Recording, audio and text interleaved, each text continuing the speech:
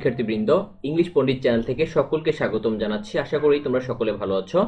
আজকের এই ক্লাসে আমরা আলোচনা করব অষ্টম শ্রেণীর নতুন শিক্ষা কারিকুলাম চ্যাপ্টার 6.3.4 পেজ নাম্বার 687।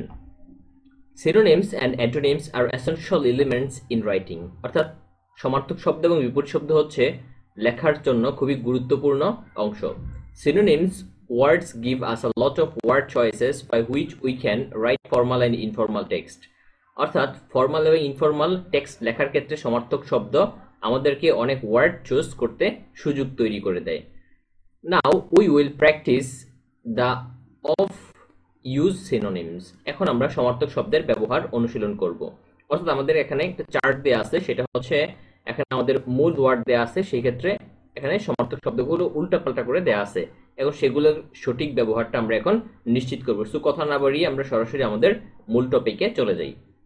এখানে আমাদের প্রথম যেটা দেওয়া আছে, তোমাদের প্রয়োজন অনুযায়ী এখানে বাংলা অর্থ সহ দেওয়া আছে যেন তোমরা খুব সহজেই আনসারগুলা তৈরি করতে পারো। এখানে আমি সাজিয়ে দিয়েছি। ফোর্স অর্থ জোর করা, এখানে কম্পেল মানে হচ্ছে বাধ্য করা। পুট অ্যান্ড টু শেষ করা। স্টপ থামা। কন্ডিশনস অর্থ শর্ত। সিচুয়েশন অর্থ পরিস্থিতি। পেইড অর্থ প্রদান। রিমুনারেটেড পারিশ্রমিক। টার্ম মেয়াদ। টাইম সময়। তারপর হচ্ছে ভালনারেবল অর্থ হচ্ছে দুর্বল কিংবা হচ্ছে অরক্ষিত। সাসেপ্টিবল সংবেদনশীল। অ্যাবিউজ অপব্যবহার। ম্যানিপুলেশন কারসাজি। সেফ অর্থ হচ্ছে নিরাপদ। হার্মলেস অর্থ নিরীহ। ক্রিয়েশন সৃষ্টি। ফরমেশন অর্থ হচ্ছে গঠন। কালেকটিভ সমষ্টিগত। শেয়ার্ড অর্থ হচ্ছে ভাগ করা। সো এই ছিল হচ্ছে আজকে আমাদের টপিক। আশা করি এটা তোমাদের খুবই কাজে এসেছে। যদি কাজে আসে অবশ্যই চ্যানেলটিকে সাবস্ক্রাইব করতে ভুলবে না।